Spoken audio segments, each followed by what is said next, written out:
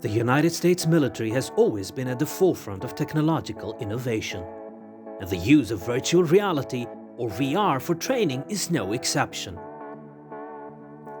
With the ability to create immersive, realistic scenarios that closely mimic the conditions soldiers may face in the field, VR has become an invaluable tool for military training.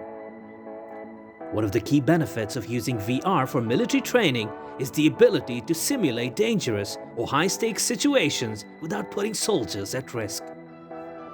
For example, soldiers can practice handling explosive devices or defusing bombs without the actual danger of being injured or killed.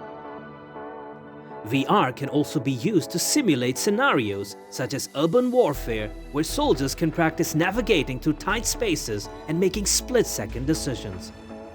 Another benefit of VR military training is the ability to repeat scenarios and make adjustments as needed. In a traditional training setting, it can be difficult and expensive to recreate certain scenarios. With VR, however, soldiers can practice a scenario as many times as necessary, making mistakes and learning from them without any real-world consequences. This allows soldiers to be better prepared and more confident in their abilities when they are faced with similar situations in the field.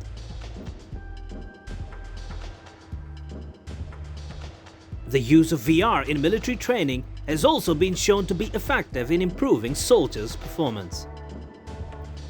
Studies have found that soldiers who trained with VR performed better on tasks such as marksmanship and decision-making compared to those who received traditional training. VR training can also be more engaging and enjoyable for soldiers, which can lead to higher levels of retention and motivation. Speaking of enjoyable, you could do us a huge favor and like this video. It would mean the world to us. The US military has been using VR for training for several years, and the technology has come a long way since its inception. In the past, VR training was often limited to individual tasks or scenarios. But today, VR can be used to create complex, multifaceted training exercises that involve multiple soldiers working together in a virtual environment. This allows for more realistic and comprehensive training that better prepares soldiers for the challenges they may face in the field. One example of the US military's use of VR for training is the Army's Virtual Reality Tactical Engagement Simulator, or VRTES. The VRTES is a portable VR system that can be set up in a variety of locations, allowing soldiers to train in different environments and scenarios. The VRTES includes a headset, motion sensors, and a weapon simulator. It enables soldiers to fully immerse themselves in the virtual environment and practice tasks such as shooting, navigating through buildings, and communicating with their team. The US Navy has also implemented VR training for its sailors. The Navy's VR training system, known as the Virtual Reality Shipboard Training System, or VRSTS, allows sailors to practice tasks such as handling and maintaining equipment, navigating the ship, and responding to emergencies.